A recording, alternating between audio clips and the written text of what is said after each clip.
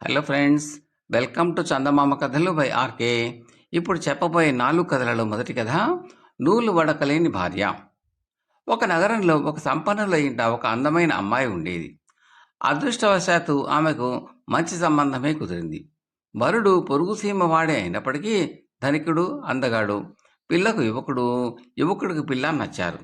అందుచేత వారిద్దరికీ సలక్షణంగా పెళ్లి చేసి తల్లిదండ్రులు పిల్లను భర్త వెంట అత్తవారింటికి పంపారు.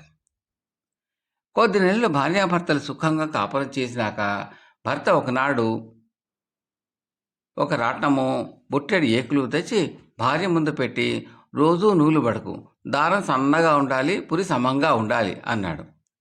భార్య తెల్లమొహం వేసి, ఏమిటిది, నేను రోజు రాట్నం మీద నూలు వడకాలా అన్నది. అవును, నాకు ఏటా కావలసిన 2 జతల ధోవతులు, కండువాలు నువ్వు వడికిన నూలుతోనే నేయించుకుంటాను అన్నాడు భర్త. నాకు నూలు వడకడం చేత కాదే అన్నది భార్య. పనిమంతురాలైన ఆడదానికి నూలు వడకడం రాదంటే భర్త నమ్మలేదు. సోమరితనం కొద్దీ తన భార్య ఆ విధంగా తనతో బొంకుతున్నదని అనుకున్నాడు. చాలే పిచ్చి మాటలు చెప్పక, రోజుకు 6 బిచ్చల నూలు తీసి మరీ నాకు చూపించాలి, తెలిసిందా అంటూ భర్త బయటికి వెళ్ళిపోయాడు. పుట్టెడు దిగులుతో భార్య రాట్నం ముందు కూర్చుని నూలు తీయ ప్రయత్నించింది. కానీ ఆమెకు అభ్యాసం లేకపోవటం చేత మాటిమాటికి నూలు తెగిపోతూ, ఆ నూలు ఒకచోట మందంగా, ఒకచోట లావుగా, మరొక చోట ఉండలు ఉండలుగాను వచ్చింది. ఆ రోజు సాయంత్రం భర్త పొలాన్ని నుంచి ఇంటికి వచ్చేసరికి ఆమె ఒక్క బిచ్చ కూడా తీయలేకపోయింది. భర్త ఆ దారం చూస్తూనే భార్య మీద మండిపడ్డాడు.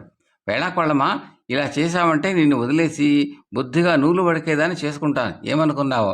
రేపు ఉదయమే నేను పని మీద పట్నం పోతున్నాను, మళ్ళీ 10 రోజుల్లో వస్తాను.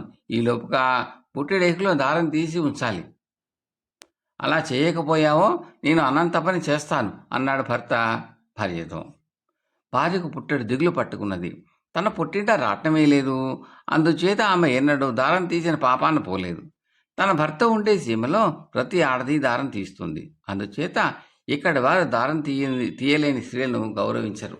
తన భర్త వెళ్ళిపోయాక భార్య విచారంతో వెళ్ళి తమ ఇంటి పక్కన ఉండే మైదానంలో పెద్ద బండరాతి పైన కూర్చున్నది. కొంతసేపటికి ఆమెకు ఎక్కడి నుంచో చిన్నగా మాటల సపటి, నవ్వులు వినిపించాయి. చుట్టూ చూస్తే ఎక్కడా జనం పడలేదు. చుట్టుపక్కల శ్రద్ధగా ఆలకించగా ఆ మాటలు, నవ్వులు తాను కూర్చున్న రాతి కింద నుంచి వస్తున్నట్టుగా తోచింది. భార్య రాతిపై నుంచి లేచి అతి కష్టం మీద ఆ రాతిని పక్కకు తోసింది. దాని కింద తాను పట్టేపాటి బిలం కనిపించింది. ఆమె ఆ బిలంలోకి వెళ్ళింది. లోపల విశాలమైన గది లాంటిది ఉన్నది. ఆ గదిలో 6 మరుగుజులైన స్త్రీలు ఉన్నారు. వారు చూడటానికి 5-6 ఏళ్ల ఆడపిల్లలాగా ఉన్నారు. అందరి ముందు బొమ్మ రాట్నాలున్నాయి. ఆ స్త్రీలు వాటిని వాయువేగంతో తిప్పుతూ క్షణానికి ఒక ఏగు చొప్పున తీసుకుని సాలెగూడు దారం లాంటి దారాన్ని తీసి ఒక పక్కగా పోగు వేస్తున్నారు. వాళ్ళని చూస్తూనే భార్య ఆశ్చర్యపోయింది. వారు అంత వాయువేగంతో దారం తీస్తూ కూడా తమలో తాము మాట్లాడుకుంటున్నారు, వంకర మూతులతో నవ్వుకుంటున్నారు. భార్య వారిని పలకరించి, అమ్మా, మీరెవరో నేను ఎరగను, కానీ మీరు ఎంతో సులభంగా దారం తీసే పద్ధతి చూస్తే మాత్రం నాకు చాలా ఆశ్చర్యంగా ఉన్నది. మీకున్న శక్తులు నాకు 100 వంతు ఉన్నా నాకు ఈ విచారం లేకపోను అంటూ భర్త పట్నం వెళ్లే ముందు తనతో అన్న మాటలు తలుచుకుని బావురుమన్నది. ఆ 6 స్త్రీలు రాటాలు తిప్పటం మానేసి, ఏమిటమ్మా నీకు వచ్చిన కష్టం అని అడిగారు. ఆమె వారితో తన భర్త పెట్టిన నియమం గురించి చెప్పి, మా వారు ఇంటికి వచ్చేసరికి ఈ బుట్టెడేకులు నూలు తీసి ఉంటేనే గాని నా పరువు దక్కదు, తర్వాత సంగతి దేవుడెరుగు అన్నది విచారంగా. ఆ స్త్రీలు నవ్వి, ఓస్, ఈ మాత్రానికేనా అంత విచారం, మేము ఏకులు బడికి పెడతానులే, నీ భర్త వచ్చే రోజు ఉదయం మమ్మల్ని కేక వేశావంటే మేము వచ్చి కొద్ది నిమిషాల్లో నీ పని పూర్తి చేస్తాం, మాకు మాత్రం ఒక పూట మీ ఇంత భోజనం పెట్టు చాలు అన్నారు. భార్య అలాగే చేసింది. భర్త వచ్చే రోజు ఆ స్త్రీలు వచ్చి అతి సన్నని దారం తీసి ఇంత ఎత్తున పోగు వేశారు. భర్త వచ్చాడు. మూతి వంకర స్త్రీలను చూసి, వీరెవరు అని అడిగారు ఆశ్చర్యంతో. మన పొరుగు వాళ్లే, నాకు తోడుగా వచ్చారు, భోజనం చేసి మరీ వెళ్ళమన్నాను అన్నది భార్య. తర్వాత మరి కాసేపటికి అందరూ భోజనాల్లో కూర్చున్నారు. ఆ స్త్రీలు మాట్లాడినా నవ్వినా మూతి ఒక పక్కకు తోసుకుపోతూ ఉండటం గమనించిన భర్త వాళ్ళను, ఏమమ్మా, మీ అందరి మూతులు అలా ఒక పక్కకు తోసుకుపోయాయి, అది మీ పుట్టక తీరా, లేక అందుకు వేరే ప్రత్యేకమైన కారణం ఏదైనా ఉన్నదా అని అడిగాడు.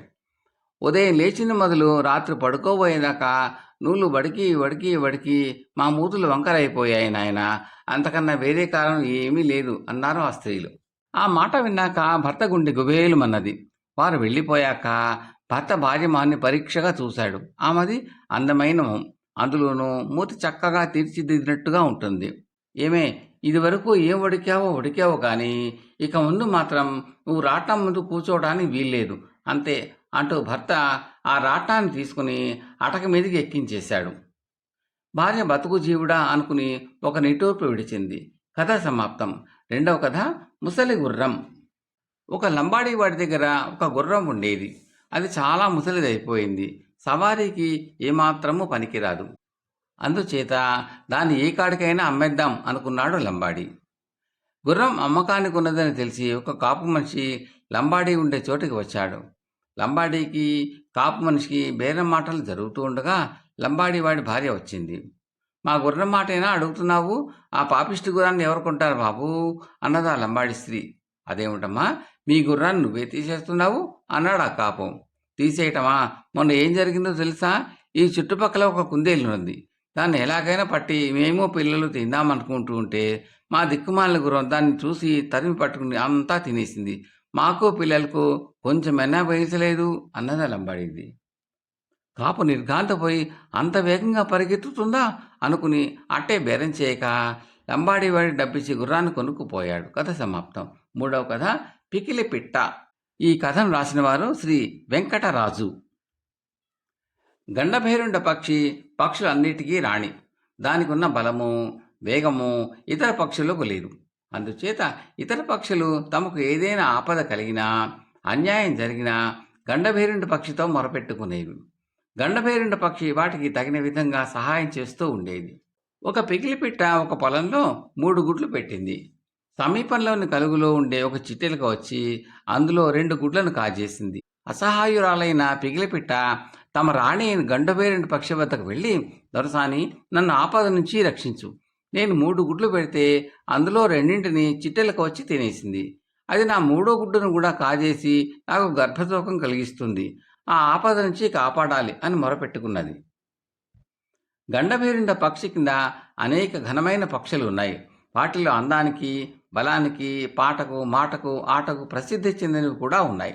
ఉష్ట్రపక్షులు, రాబందులు, డేగలు, నెమళ్ళు, చిలకలు, గోరింకలు మొదలైన వాటితో పోలిస్తే ఈ పికిలిపిట్ట ఎంత? అందుచేత గండభైరుండ పక్షి చిరాకుపడి, ప్రతి చిన్న దానికి నా దగ్గరకే వస్తే నేనేం చేయగలను?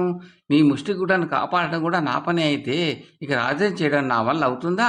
కాకపోయినా పిల్లలను కాపాడుకునే నేర్పు ప్రతి తల్లికి ఉండాలి. ఆ పాటి నేర్పు నీలో లేకపోవడం నాకు ఆశ్చర్యంగా ఉంది. నన్ను వేధించక నీ గుడ్డ నువ్వే కాపాడుకో అన్నది. దొరసాని, ఊరితో పోయేదానికి గొడ్డలు కావలసి వస్తుందన్న సామెత వినలేదా? నేను చిన్న పక్షినని, అనామాకురాలినని భావించి నన్ను నిర్లక్ష్యం చేయడం తగదు అన్నది పికిలిపిట్ట. ఏంటి, నువ్వు నాకు రీతులు చెప్పొచ్చావా? పద పద అన్నది గండభైరుండ పక్షి. పికిలిపిట్ట పుట్టెడు విచారంతో తన గుడ్డున్న చోటుకి తిరిగి వచ్చి ముక్కున ఒక దర్భపుల్ల పట్టుకుని తన గుడ్డును కాపాడటాన్ని కూర్చున్నది. ఇంతలో చిట్టెలకు రానే వచ్చింది. తన మిగిలిన గుడ్డు కాస్త పోతుందన్న ఆదుర్తాలో పికిలిపిట్ట ఆ దర్భపుల్లతో చిట్టెలకును పొడిచింది. ఆ పుల్ల సూటిగా చిట్టెలకు కంట్లో పొడుచుకున్నది. చిట్టెలకు ఆ బాధ భరించలేక శరవేగంతో పరిగెత్తిపోతూ కళ్ళు కనపడక ఒక నిద్రపోయే సింహం ముక్కులో దూరింది. సింహం ఉలిక్కిపడి లేచి నాకేదో పెద్ద అపాయం జరగబోతున్నదనుకుని పరిగెత్తిపోయి ఒక సరస్సులో దూకింది. ఆ సమయానికి నాగరాజైన వాసుకి ఆ సరస్సులో ఈదుతున్నాడు. ఆకస్మికంగా సింహం సరస్సులోకి ప్రవేశించేసరికి వాసుకి బెదిరి ఆకాశంలోకి ఎగిరిపోసాగాడు. అలా పోతూ పోతూ వాసుకి మేరుపర్వత శిఖరాన ఉన్న గండభైరుండ పక్షి గూటిని ప్రమాదవశాత్తు తోశాడు. అందులో ఉన్న గుడ్డు కాస్త కింద పడి చితికిపోయింది. తన గుడ్డు చితికిపోయినందుకు ఏడుస్తూ గండభైరుండ పక్షి వాసుకుతో, ఇదేం పని వాసుకి, నేను నీకేం అపకారం చేశాను? నా గుడ్డుని ఎందుకు నాశనం చేశావు? ఎన్నో ఏళ్ల కానీ నేను ఒక గుడ్డు పెట్టను కదా, నాకెంత నష్టం కలిగించావో చూడు అన్నది. వాసుకి నొచ్చుకుంటూ, నేను బుద్ధిపూర్వకంగా ఏమీ చెయ్యలేదు. నేను సరస్సులో ఈదుతూ ఉండగా ఒక భయంకరమైన సింహం పెడబొబ్బలు పెడుతూ నాకేసి వచ్చింది. దాంతో నేను కంగారపడి గాలిలోకి ఎగిరాను. నీ గూడును కూడా నేను గమనించలేదు అన్నాడు. ఇద్దరూ కలిసి సింహం వద్దకు వెళ్ళి, నువ్వు అలా గర్జించుతూ సరస్సులోకి ఎందుకు ప్రవేశించావు? అందువల్ల ఎంత నష్టం జరిగిందో తెలుసా అన్నారు. క్షమించాలి, నేనేం చేస్తున్నానో నాకే తెలియదు. నేను నా దారిన రెల్లు మధ్య పడుకుని నిద్రపోతూ ఉండగా నా ముక్కులో ఒక చిట్టెలక దూరింది. ఏం జరిగినది తెలియక నా ప్రాణానికి ప్రమాదం వచ్చిందనుకుని పరిగెత్తాను. ఆ తొందరలో నేను సరస్సును చూడలేదు, వాసుకుని చూడలేదు అన్నది సింహం. చిట్టెలను అడిగితే అది నా తప్పేమీ లేదు. నేను పిగిలిపెట్టిన గుడ్డును తినబోతే ఆ పిట్ట నా కంటిని దర్భతో పొడిచింది. ఒక వంక కన్నుపోయి దిక్కు తెలియక పరిగెత్తుతూ సింహం ముక్కులో దూరాను కాబోలు. తెలిసి ఉండి నాకై నేను సింహం ముక్కులో ఎందుకు దూరతాను అన్నది. గండభైరుండ పక్షికి అంతా అర్థమైంది. తప్పంతా తనదే. పిగిలిపిట్ట తనతో వచ్చి మొరపెట్టుకున్నప్పుడు అది తనకు చాలా స్వల్ప విషయంగా తోచింది. స్వల్ప విషయాలను అలక్ష్యం చేస్తే పెద్ద పెద్ద ప్రమాదాలు దారితీస్తాయని గండభైరుండ పక్షి అనుభవపూర్వకంగా తెలుసుకున్నది. కథ సమాప్తం. 4వ కథ భయంకర మానవుడు. ఈ కథను రాసిన వారు శ్రీ వై సోమసుందరం గారు. ఒక నిర్జనమైన అరణ్యంలో అన్ని రకాల మృగాలు, పక్షులు సింహం పరిపాలనలో సుఖంగా జీవిస్తూ ఉండేవి. అందులో ఎన్నడూ మనుషులు అడుగు పెట్టలేదు. ఆ అరణ్యంలో ఒకనాడు ఒక బాతు నిద్రపోతూ ఉండగా ఒక కల వచ్చింది. ఆ కలలో బాతుకు మానవుడు కనిపించి దాన్ని లాలించి దగ్గరకు పిలిచాడు. బాతు మానవుడి వద్దకు పోబోతూ ఉండగా ఎవరో దాని చెవిలో పెద్దగా అరిచినట్టయింది. ఆ మృగం జోలికి వెళ్లకు, అది అన్ని మృగాల కన్నా క్రూరమైనది అనే మాటలు విని బాతు తుళ్ళిపడి నిద్రలేచి కంగారులో దిక్కు తెలియకుండా అరణ్యంలో పడి పరిగెత్తసాగింది. పోగా పోగా బాతుకు సింహం ఉండే గుహ, దాని ముందు నిలబడి ఉన్న యువరాజు కనిపించాయి. ఈ యువరాజును తల్లిదండ్రులు గుహ దాటి వెళ్ళనిచ్చేవారు కారు. అందుచేత దానికి ప్రపంచ జ్ఞానం లేదు. అడవిలో ఉండే ఇతర జంతువులే తెలియవు. ఒక పక్షి కంగారుగా పరిగెత్తుకు వస్తూ ఉండడం చూసి యువరాజు, ఓ పక్షి, నీవు ఎవరు? ఏ జాతి దానివి? ఎందుగా గాభరాగా పరిగెత్తుతున్నావు అని అడిగింది. మహారాజా, నేను బాతును. బాతుల జాతికి చెందిన దాన్ని. నేను కలలో మానవుడిని చూసి అది మహాభయంకరమైన మృగం అనే మాటలు విని భయపడి పారిపోతున్నాను అన్నది బాతు. బెదిదానా, నేను మృగరాజును ఉండగా నీకే భయమూ లేదు. వెనక నాకు కూడా ఇలాగే కలలో మానవుడిని గురించిన హెచ్చరిక జరిగింది. కానీ నాకు ఏ ప్రమాదమూ జరగలేదు అంటూ సింహం యువరాజు బాతు వచ్చిన వైపే వేగంగా నడవసాగింది. బాతు గెంతుకుంటూ సింహాన్ని అనుసరించింది. వారు కొంత దూరం వెళ్ళేసరికి దూరాన దుమ్ము లేచింది. అదుగో మానవుడు వస్తున్నట్టుంది, నువ్వు దాక్కో, నేను వాడి అంతు తేలుస్తాను అన్నది సింహం. కానీ తీరా దగ్గరకు వచ్చేసరికి అది ఒక గాడిద. ఎవరు నీవు? నీది ఏ జాతి? ఎందుకు ఇలా గాభరాపడి పరిగెత్తుతున్నావు అని సింహం గాడిదని అడిగింది. మహారాజా, నేను గాడిదను. మాది గాడిదల జాతి. మానవుడు నన్ను ఎన్ని హింసలు పెట్టాడో మీరు ఊహించలేరు. ఒకటా రెండా, ఎన్ని బరువులు మోశాను, ఎన్ని దెబ్బలు తిన్నాను. నా శక్తి బుడిగిన కొద్దీ దెబ్బలు హెచ్చాయి, తిండి తగ్గింది. ఇక వాడు నన్ను చంపేస్తాడు అన్నది గాడిద. మృగరాజు నేనుండగా నేను ఎవరూ చంపలేరు. ఆగి నేను మానవుడిని ఎలా చంపుతాను చూడు అన్నది సింహం. క్షమించండి మహారాజా, ఆ మానవుడి కంటపడే ధైర్యం నాకు లేదు అంటూ గాడిద ముందుకు సాగిపోయింది. మళ్లీ దూరాన దుమ్ము లేచింది. కానీ ఈసారి గుర్రం నురుగులు కక్కుతూ ఎగరొప్పుతూ వచ్చింది. సింహం యువరాజు దాన్ని ఆపి పేరు, జాతి, పారిపోతున్న కారణము అడిగింది. మహారాజా, మానవుడికి వెరిచి పారిపోతున్నాను అన్నది గుర్రం. ఇంత పెద్ద జంతువువి, ఇంత బలం గలదానివి, ఒక మానవుడికి భయపడుతున్నావా? నీకన్నా మానవుడికి బలం హెచ్చా అని అడిగింది సింహం. లేకపోతేనే మహారాజా, వాడు క్రూరుడు, మహా ఉపాయశాలి. నా చేతి ఇన్నాళ్ళు బిట్టి చాకరీ చేయించుకున్నాడు. నా వీపు మీద ఎక్కి కూర్చుని నాకు కళ్ళెం తగిలించి నన్ను కొరడాతో కొట్టి రికాబు ములుకులతో డొక్కలో పొడిచి వేలాది మైళ్ళు సవారీ చేసి ముసలిదాన్ని అయ్యానని నన్ను చంపించి నా చర్మం కాజేయాలని చూస్తున్నాడు అన్నది గుర్రం. సింహం ఎంత ధైర్యం చెప్పినా వినక గుర్రం ముందుకు సాగిపోయింది. ఆ తర్వాత ఒంటె కూడా పరిగెత్తుకుంటూ వచ్చింది. అది కూడా మానవుడి వెరిచే పారిపోతున్నది. మిమ్మల్ని అందరినీ రక్షించే భారం నాది, అందుచేత పారిపోకు, ఇక్కడే ఉండు. నీ వెనక వస్తున్న మానవుడిని ఏం చేస్తానో చూడు అన్నది సింహం. కానీ ఒంటె క్షమాపణ చెప్పుకుని మానవుడి కంట పడకుండా ముందుకు సాగిపోయింది. మానవుని చూసి పరిగెత్తే ఈ జంతువులకు తనలో ఆపాటి విశ్వాసం లేకపోవడం చూసి సింహం ఆశ్చర్యపడింది. మరి కాసేపటిలో ఒక ముసలి మనిషి అటుగా వచ్చాడు. వాడి నెత్తిన ఒక తట్ట, తట్టలో వడ్రంగపు పనిముట్లు, తట్ట మీద కొన్ని కొయ్య పలకలు ఉన్నాయి. వాడు సింహాన్ని చూసి తట్ట దించి సాష్టాంగపడి, జయం జయం మహారాజా, 1000 ఏళ్ళు తమ చల్లగా బతకాలి అన్నాడు.